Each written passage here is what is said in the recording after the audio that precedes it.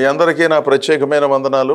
మరోసారి దేవుని సంగతులను చదువుకుని అందులో ఉన్న భావాన్ని గ్రహించే ప్రయత్నం చేద్దాం. నేను ఈ వాక్యాలు మీకు బోధించేటప్పుడు మీతో పాటు నేను కూడా సంగతులను నేర్చుకుంటూ వాటికి నేను విధేయుడనై కొనసాగుతున్నాను. దేవుడు మీకు నాకు సహాయం చేయాలని నేను ఎంతగానో ఆశిస్తున్నాను. పౌలు భక్తుడు 1 తెస్సలోనియులకు వ్రాసిన పత్రిక 2వ అధ్యాయము 4వ వచనములో తన అంతరంగాన్ని ఆవిష్కరించిన సందర్భాన్ని మీకు చదివి వినిపిస్తాను.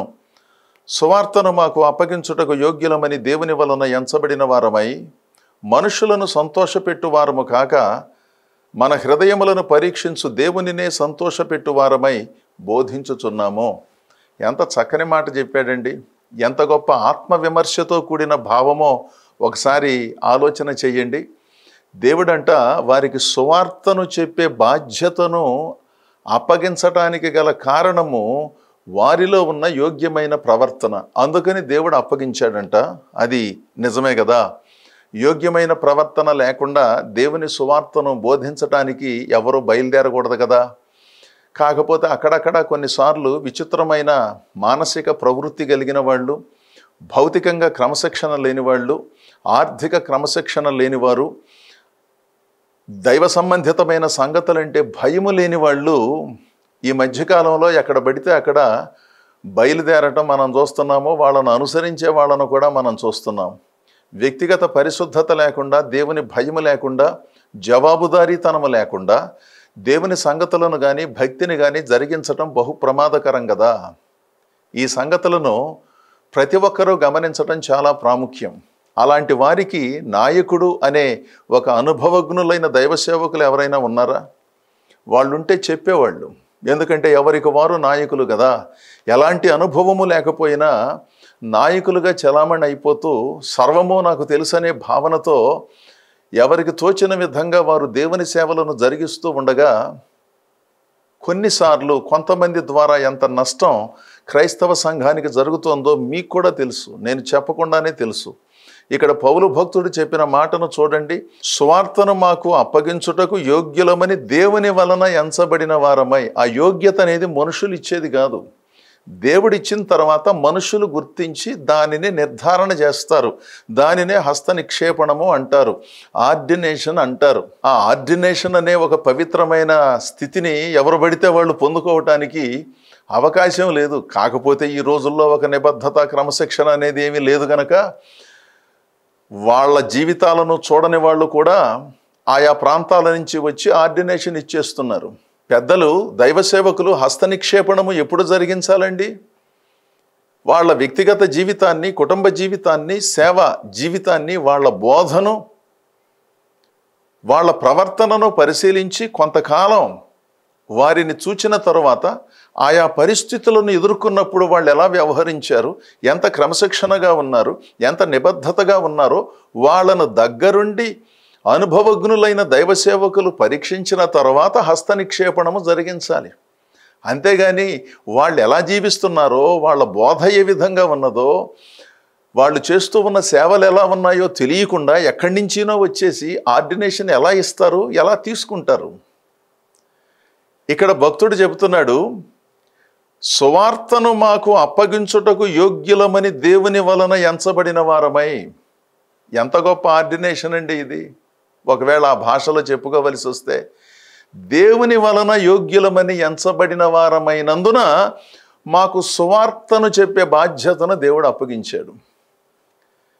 ఎంత మనస్సాక్షి వెలుగులో పౌలు భక్తుడు సేవ చేస్తున్నాడో చూడండి. ఈ రోజుల్లో చాలామంది ఎవరి అధీనములోనూ లేరు. ఓ అనుభవజ్ఞులైన దైవ సేవకులు చెప్పే మాటలు వినే ఓపిక లేదు. ఎవరికి వారు నాయకులు అయిపోతున్నారు, ఎవరికి వారు సంస్థలను స్థాపిస్తున్నారు.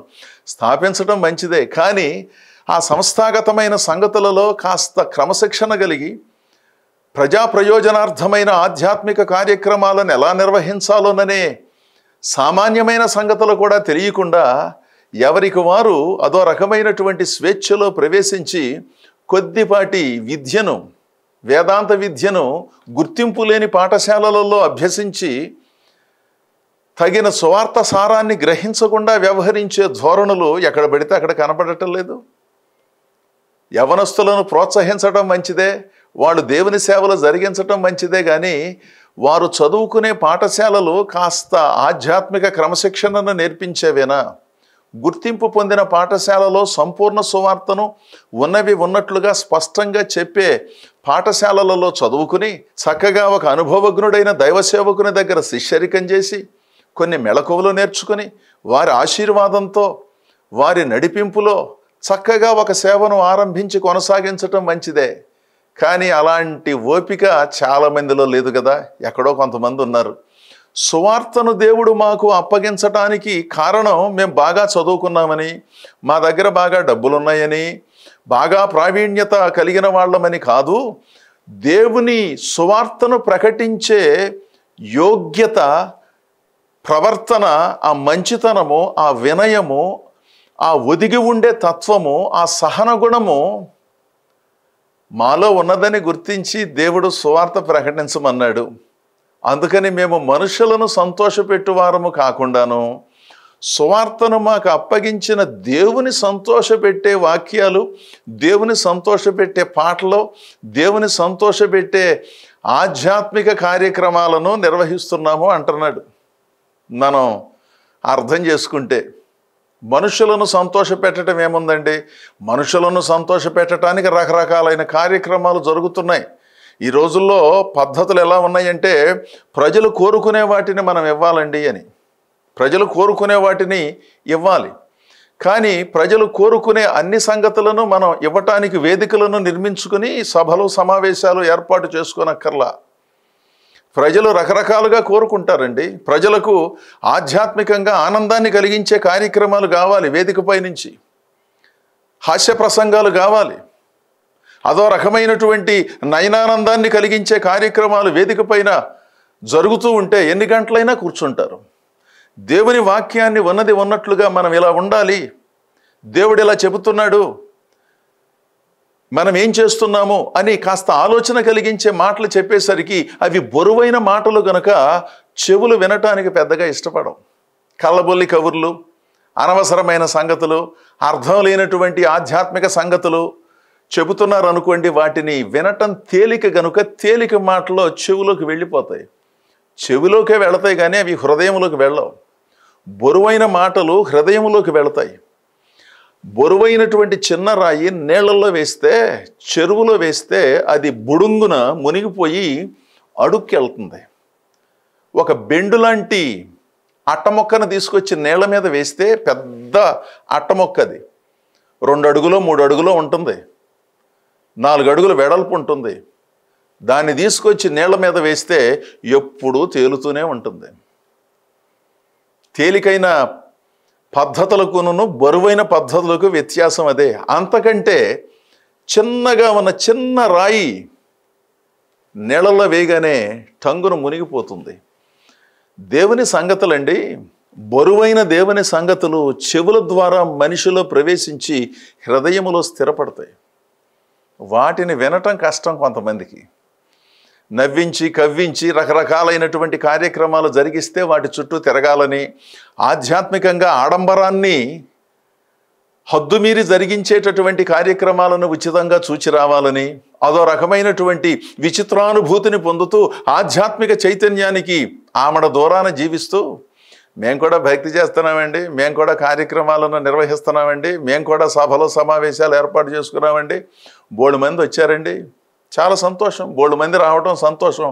ఎంతమందికి సువార్త అందింది, ఎంతమంది విశ్వాసులు ఉజ్జీవింపబడి క్రమపరచబడ్డారు, ఎంతమందికి దేవుని అనుగ్రహము ద్వారా స్వస్థతలు జరిగాయి, ఇవి ప్రామాణికం కదా.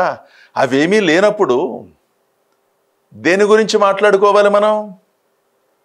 సువార్తను ప్రకటించటానికి యోగ్యమైన ప్రవర్తన గలవారమని దేవుని చేత ఎంచబడ్డాము. ఎంత గొప్ప సాక్ష్యం అండి ఇది. దేవుని వలన ఎంచబడినప్పుడు మనుషులు, పెద్దలు, దైవ సేవకులు ఎడిదిరిగి ఎంచుతారు అనుకోండి. కానీ ఈయన సాక్ష్యం చూడండి ఎంత గొప్పగా ఉన్నదో, ఎంత ధైర్యంగా ఉన్నదో. దేవుని వలన యోగ్యులమని ఎంచబడినందున దేవుడు మాకు ఆ సువార్త బాధ్యతలను అప్పగించాడు. ఆ వాక్యాలను మేము చెబుతున్నాము. మనుషులను సంతోషపెట్టి ఆకర్షించే సేవలో మేము లేము. ఆకర్షణ సేవలు మేము జరిగించటం లేదు, ఆధ్యాత్మిక సేవలు జరిగిస్తున్నాము. ప్రజల ఆధ్యాత్మిక భౌతిక జీవన విధానములో దేవుడు కోరుకున్న మార్పులు ఏ విధంగా రావాలోననే సంగతులను స్పష్టంగా చెబుతున్నామండి అని పౌలు భక్తుడు ఎంత అద్భుతంగా తెలియజేశాడో చూడండి.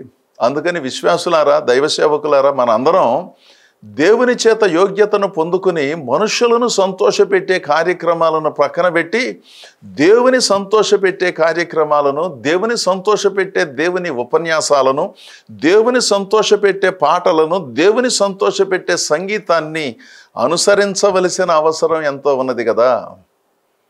కాకపోతే అందరితో మనం చెప్పలేము, చెప్పినప్పటికీ వినే చెవులు, అర్థం చేసుకునే మనస్సు లేనందున కొంతమందిని మనం ఏ విధంగానూ ప్రభావితం చెయ్యలేము అనేది మీకు నాకు తెలిసిన సంగతే అయినప్పటికీ ఎక్కడో కొంతమంది స్త్రీలు, పురుషులు, యవ్వనస్తులు, అనుభవజ్ఞులైన కొంతమంది ఆధ్యాత్మిక చైతన్యాన్ని దేవుని ద్వారా పొందుకొని యోగ్యమైన, నిర్మలమైన దేవుని సేవలను అందిస్తున్నారు.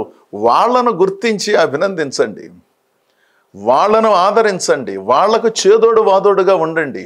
నాణ్యమైన దేవుని సేవలు జరిగించే సేవకులు, నాణ్యమైన ఉపన్యాసకులు, నాణ్యమైన పాటలు రాసేటటువంటి ఆ రచయితలు ఎక్కడ పడితే అక్కడ దొరకరు. వాళ్ళని వెతికి వెతికి వెతికి పట్టుకుంటేనే దొరుకుతారు. భూతద్దం పట్టుకుని వెతకాలి. వాళ్లను ఆశ్రయించండి. మీ ప్రాంతాలలో ఉన్నారు, మీ గ్రామాలలో ఉన్నారు, మీ పట్టణాలలో ఉన్నారు. వాళ్ళు ఎప్పుడూ హడావిడి ఆర్భాటం చేయరు, అందరూ కనపడినట్లుగా వాళ్ళు కనపడరు. ఎందుకంటే చాప కింద నీళ్ల వలె దేవుని సేవలను జరిగిస్తున్నారు. వాళ్ళు ఎంత గొప్పవాళ్ళో, వాళ్ళు ఎంత మేధావులో చూపించుకునే ప్రయత్నం ఎప్పుడూ చేయరు. వాళ్లను తక్కువగా అంచనా వేయమాకండి. వాళ్ళు ఎక్కడున్నారో గుర్తించి వాళ్ళ ఉపన్యాసాలు వినండి, వాళ్ళ దగ్గరకు వెళ్ళండి, వాళ్లకు చేయూతనివ్వండి. అక్కడ స్థలాలు, మందిరాలు నిర్మించే ఆ కార్యక్రమాలు ఏదైనా ఉంటే వారికి చేయూతనివ్వండి. అక్కడ కాస్త పాటలు నేర్చుకుని పాటలు పాడండి. దైవ సేవకునికి అండగా ఉండండి. సమర్థులు, యోగ్యులైన వారిని వదిలిపెట్టేస్తే దేశం ఏమైపోతుందండి? అయోగ్యులను, అసమర్థులను అందలాలెక్కించి ఆర్థికంగా చేయూతనిచ్చి సమర్థులైనటువంటి వారిని చేతగాని వాళ్ళుగా కూర్చోబెడితే ఈ ప్రపంచం ఏమైపోతుంది? అసమర్థులకు వేదికలు ఉన్నాయి, సమర్థులకు వేదికలు లేవు కదా. కమ్మగా అర్థవంతమైన పాట పాడే గాయకులకు అవకాశాలు లేని పరిస్థితులు కల్పించబడుతున్నాయి కదా. దేవుని వాక్యములను స్పష్టంగా సూటిగా చెప్పేవాళ్లను ఆదరించటానికి పెద్ద మనస్సు చాలామందికి లేదు కదా. అందుకని సమర్థులు మౌనంగా ఉండటం దేశానికి అరిష్టమని మనం అనుకుంటున్నాం. చూసారా, వాళ్ళ నోరు మోయించటం కూడా దేశానికి అయిష్టమేనండి. హడావిడి ఆర్భాటాన్ని సృష్టించడానికి వేదికలు ఉన్నాయి కానీ ఆధ్యాత్మికతను ప్రకటించడానికి వేదికలు ఎక్కడున్నాయి? అందుకని విశ్వాసులారా, దైవ సేవకులారా, ఈ సంగతులను ఆలోచించండి. మీలో ఎంతోమంది సమర్థులు ఉన్నారు, యోగ్యులు ఉన్నారు, దేవుని కొరకు ఎంతో చక్కగా వినియోగింపబడుతున్నారు. కానీ చుట్టూ ఉన్న పరిస్థితులను చూస్తూ ఉంటే ఈ రోజుల్లో ఎక్కడ పడితే అక్కడ, ఎవరు పడితే వాళ్ళు అర్థం లేనటువంటి కార్యక్రమాలను నిర్వహిస్తూ దేవుని సన్నిధికి వచ్చే వారికి అడ్డుగా నిలబడి అటు ఇటు కాకుండా చేసి అనవసర ప్రలోభాలకు గురి చేస్తూ మనుషులను సంతోషపెట్టే కార్యక్రమాలను జరిగిస్తున్నారు. దేవుని సంతోషపెట్టే సేవలు, దేవుని సంతోషపెట్టే సంఘములు, దేవుని సంతోషపెట్టే ఉపన్యాసములు, దేవునికి ఆనందాన్ని కలిగించే ప్రార్థనలు మీరు నేను జరిగించాలి. నాకు తెలియకపోతే నేను నేర్చుకోవాలి, మీకు తెలియకపోతే మీరు నేర్చుకోవాలి. ఆ సదుద్దేశము, ఆ సహనము, మంచితనము లేనప్పుడు మనం దేవుని ప్రతినిధులమని ఏ విధంగా చెప్పుకోగలం? నేర్చుకుంటూ నేర్పించే పద్ధతిలోనే ఉన్నాము కదా. నేను అదే పద్ధతిలో ఉన్నాను. నేర్చుకుంటూ నేర్పించే పద్ధతిని అనుసరించటం తప్ప సర్వము గ్రహించే అవకాశం ఈ జీవితానికి లేదు. ఎన్ని వందల సంవత్సరాలు బ్రతికినా ఈ దేవుని సంగతులను పూర్తిగా గ్రహించే అవకాశం మీకుందా? నాకున్నదా? మరి ఎవరికైనా ఉంటుందా? ఎవరైనా నేర్చుకుంటూ నేర్పించే పద్ధతే కానీ సర్వము గ్రహించినటువంటి మేధావులు ఎవరూ లేరుగా. కొన్ని మౌలికమైన సంగతులను మనం ఆలోచిస్తే ఇంకా ఈ భూమి మీదే ఉన్నామని, మనం ఇంకా మనుషులమేనని, అత్యంత సామాన్యమైన స్థితిలో నుంచి ఈ దశకు వచ్చామని, మనం మనుషులతోనూ, తోటివారితోనూ, సమాజంతోనూ సత్సంబంధాలు కలిగి ఉండాలని, ఒదిగి ఉండాలనే ఆధ్యాత్మిక జ్ఞానం మనకు ద్యోతకం అవుతుంది.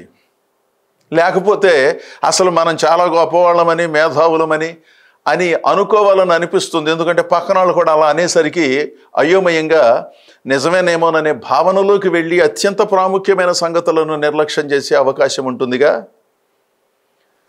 పౌలులో ఉన్నటువంటి అద్భుతమైనటువంటి భావజాలం మనందరం నేర్చుకోవాలి.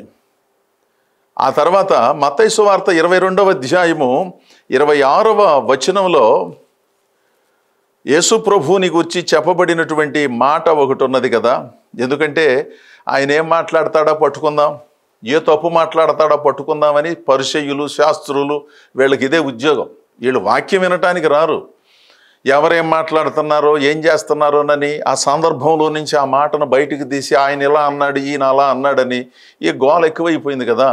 ఆ రోజుల్లో కూడా పరిసయ్యులు ఆ విధంగానే ప్రభువుని ఏదో ఒక విధముగా చిక్కించుకోవాలి తమ చేతుల్లోనని బయలుదేరి వచ్చేవాళ్ళు అన్నమాట.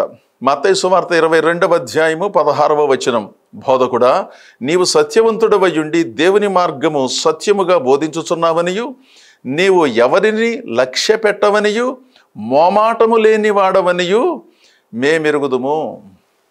మొత్తానికి ఆయనను పట్టుకోవటానికి ఇబ్బంది పెట్టడానికి వచ్చినటువంటి ప్రజలు చెప్పినటువంటి మాట ఎంత విలువైనదో చూడండి.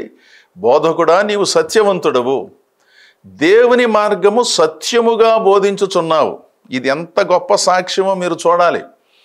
ఇవే సాక్ష్యాలంటేను ఓ దైవ సేవకునికి రావలసిన సాక్ష్యాలు ఇవే. దేవుని సేవలో దేవుని చేత పిలువబడిన దైవ సేవకునికి రావలసిన సాక్ష్యం ఇదే. దేవుని మార్గమును నీవు సత్యముగా బోధించుచున్నావు. వ్యక్తిగత ప్రయోజనాలతో బోధించటం లేదు, ఆర్థిక ప్రయోజనాల దిశగా బోధించటం లేదు, ప్రజలను ఆకర్షించే దిశగా బోధించటం లేదు. ఎంత చక్కటి మాటో చూడండి. దేవుని మార్గము సత్యముగా బోధించుచున్నావనియు ఎవరిని లక్ష్య పెట్టవనియు అంటే దాని అర్థం అమర్యాదగా ఉంటాడని కాదు. ఎవరో ఏదో అనుకుంటారు, వాళ్ళను మనం చక్కగా తేనె రాసినట్లుగా మాట్లాడితే కదా వాళ్ళు మన దగ్గరకు వచ్చేది, రూపాయి పాప ఇచ్చేది, కనుక వాళ్ళతో మనం చాలా వినయంగా నమ్రతగా ఉండాలి అనే భావం ఉన్నది చూసారా. ప్రజలతో మర్యాదగా ఉండటం తప్పు కాదు, కానీ వాళ్ళు ఏం చేసినప్పటికీ పర్వాలేదని, డబ్బులు ఉన్నవాళ్ళు పొరపాటు చేస్తే పర్వాలేదని, డబ్బులు లేని వాళ్ళు పొరపాటు చేస్తే తప్పని విచిత్రంగా బోధించే పద్ధతులు కాకుండాను నీవు ఎవరిని లక్ష్య పెట్టకుండా అందరికీ ఒకే విధమైన బోధ చెయ్యగలిగిన సమర్థుడవని, ఆ తర్వాత మోమాటము లేనివాడవని మేము ఎరుగుదుము.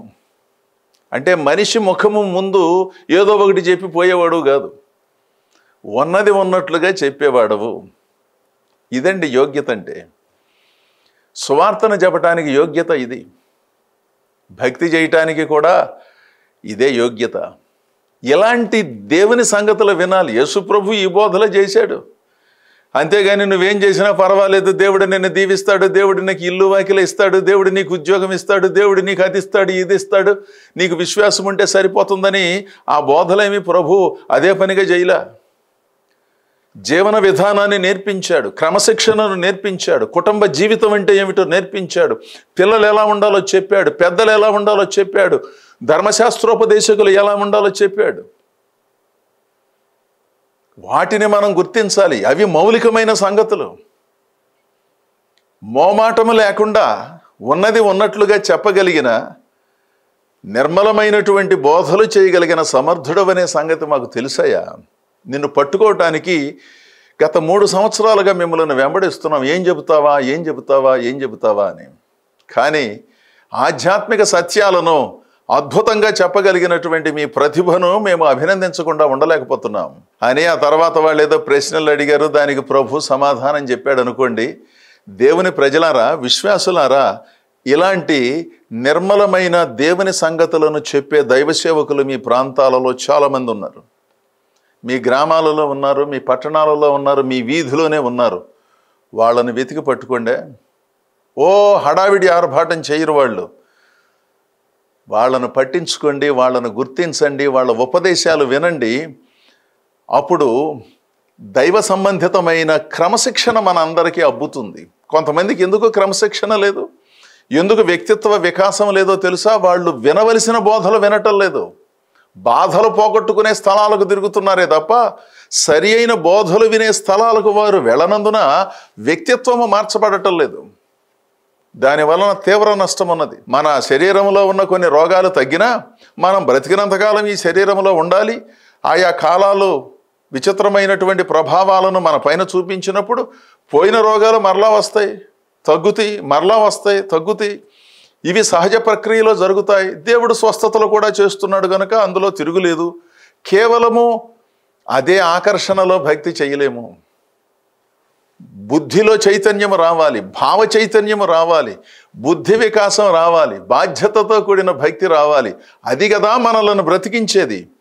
ఆ మాటలు ఎవరు చెబుతున్నారో, ఎక్కడ చెబుతున్నారో, ఏ పుస్తకాల్లో రాయబడ్డాయో, ఏ మేధావులు చక్కని రచనతో పాటలు రాశారో ఆ పాటలు పాడుకోండి, ఆ పాటలు వినండి, వాళ్ళని ఆశ్రయించండి. కాస్త వాళ్ళ దగ్గర ఉన్న ఆధ్యాత్మిక జ్ఞానం మనకు వస్తుంది. ప్రభు అయిన యేసు అద్భుతమైనటువంటి సేవలను జరిగించి దేవునికి ఏ విధముగా తనను తాను అంకితం చేసుకున్నాడో మనం చూడగలం. అపోస్తలుల కార్యములు 5వ అధ్యాయం 29వ వచనములో, అందుకు పేతురును అపోస్తలులను మనుషులకు కాదు దేవునికే మేము లోబడవలెను కదా. ఎంత చక్కని మాట చెప్పారో చూడండి. మనుషులకు లోబడి దేవుని సేవ చెయ్యం కదా, వాళ్ళేదో అనుకుంటారు వీళ్ళేదో అనుకుంటారని ఏది పడితే దానిని ఆమోదించి కార్యక్రమాలను నిర్వహించటం మంచిది కాదు కదా అంటున్నాడు అన్నమాట. కొన్ని చోట్ల కొన్ని సంఘాలలో సంఘానికి కాపరిగా ఉన్న దైవ సేవకుడు చెప్పినట్లుగా వినరు. ప్రజలు నడిపిస్తారు సంఘాన్ని.